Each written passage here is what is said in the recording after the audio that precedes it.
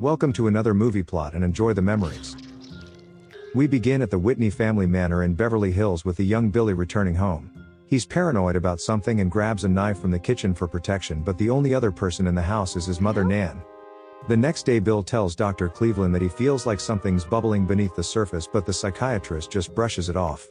Billy starts to hallucinate worms in his apple as we end the cold opener with credits backed by a fleshy amalgamation of the rich and famous. We jump to a few days later when Billy's playing ball in the driveway with his best friend Milo while his sister Jenny gets dressed for her debutante party. She's spied on by her ex-boyfriend from behind the clothing, and when noticing him, the stalker David suddenly attacks her. Hearing a scream, Billy enters to save his sister and throw David out while everyone, including their parents, are relatively calm considering what just happened. Instead, Billy's father James merely expresses displeasure with his son being friends with Milo as his family doesn't come from their inner circle. The only person who seems relatively normal in this family's Jenny, that is, until Bill zips up her dress and notices her skin distorting.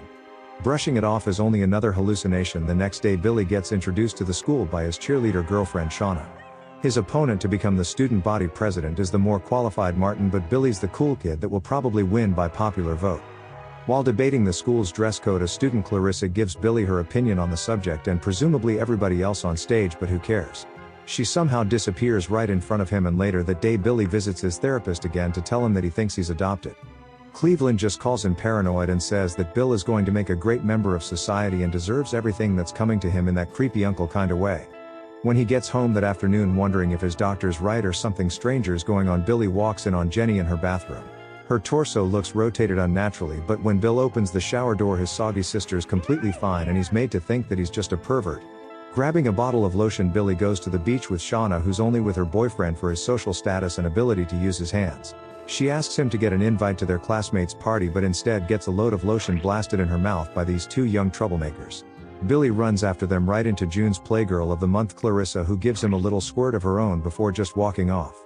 Most of these characters seem odd, but Clarissa's mother, Ms. Carlyn, stands above all else, quite literally, for her refusal to ever speak. She has other problems that we'll get to, but for now Bill approaches Ferguson asking if they can come to his party.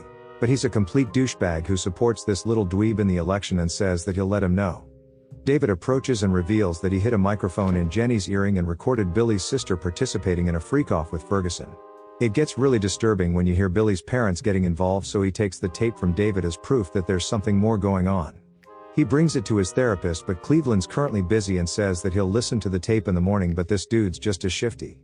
The next day at school, Shauna breaks up with Billy for not getting them invited to the party, but he's got bigger problems to deal with anyway.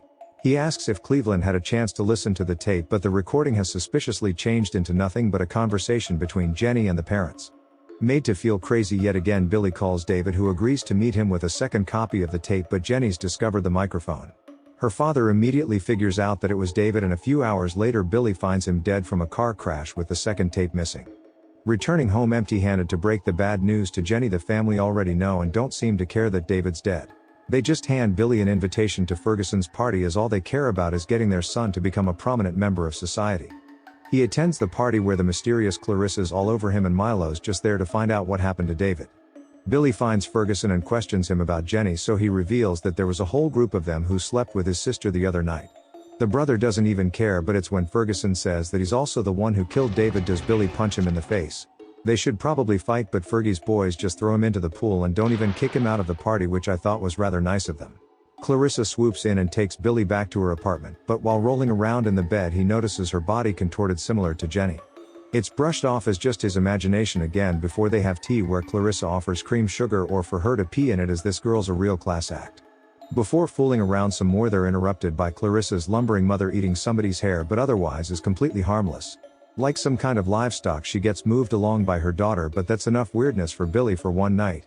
His own home's no better, as Billy finds his whole family in a compromising position on the bed, but none of them seem to think any of this is creepy. Had enough of this crap, Billy says that he's moving out the first chance he gets before attending David's funeral with Milo the next day. The friend notices that they did a reconstruction of David's face after the crash, as he accidentally pokes a hole through the fake-looking cheek. Assuming that the real thing was just too damaged, Martin shows up and nervously tells Billy to meet him later to talk about something called the Society. That night Bill goes to their organized rendezvous but finds Martin's car run off the road and the boy's dead, having had his throat slit. Bill chases a perpetrator through the forest, which conveniently leads him to Clarissa's house, so he gets her to call the police. When Sergeant Burt arrives, they find that the car's already been swapped out for another and there's no signs of Martin's body anywhere. He threatens to arrest Bill for calling in a false report and warns him that the next time they meet it won't be very pleasant. At assembly the next day, Billy tries to warn the whole school about the secret society killing people, but he looks crazy when Martin is seen still alive. He thinks that everybody is in on some kind of conspiracy, but Milo convinces Bill that he's on his side, so they devise a plan to get to the bottom of it. That night Bill goes home to confront his family again, but they've been waiting for him with Dr. Cleveland and inject the boy with sedatives. He's loaded up into an ambulance, so Milo follows them to the hospital, but the woman at the front desk tells him that his friend was declared dead. He obviously isn't, and Billy wakes up high on various painkillers before being allowed to walk straight out the front door unimpeded. Milo clearly sees that they're setting Billy up for something, as even his Jeep was brought to the hospital, but he's just too out of it to heed the warning. He marches into Clarissa's house and with his hand around her throat demands to know the truth, but she just tells him not to go home for his own good. Planning to keep confronting his family, Billy leaves, but when Mrs. Carlyn tries to eat Milo's hair, he decides to just bring her along for protection. When Bill gets home, he grabs a knife and lays in wait to interrogate his parents, but they've organized a party where Burt wrangles him like a dog. Clarissa is also part of the upper-class cult called the Society, which is led by the Honorable Judge Carter. Dr. Cleveland reveals that they're actually a different species of human, and Bill's parents are imposters who were just raising him for tonight's event. The cult drag in a second sacrifice, who's revealed to be the still-living David, being held captive for tonight's ritual. His classmates Ferguson and Clarissa restrain Billy while everybody else takes David into the parlor for something called the shunting. They all strip down to produce a mucus from their skin that they rub over the hostage, as it helps with the insane process. The Society of Mutants melt into David, forming one large fleshy blob that sucks the nutrients from his body. Billy's family run off together to perform their own shunt somewhere, as Carter finishes off the ritual by punching through David's entire body and out his face. Despite being part of the Society, Clarissa is reluctant to kill Bill and allows him to escape, but he's chased upstairs by the cult. A distorted Dr. Cleveland tries to recapture him and transforms into a giant hand, but Billy runs into his parents' bedroom to get away. He finds they've merged into a pair of fleshy monsters, with his mother walking around on his father's hands and Jenny hanging out between the legs.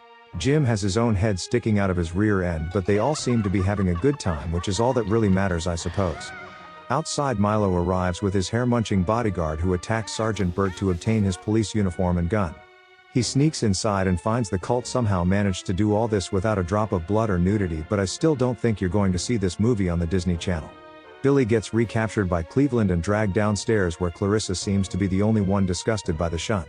Challenging Ferguson to a fight for whatever reason, the mutants make a deal that if Billy wins, then he and Clarissa get to walk free.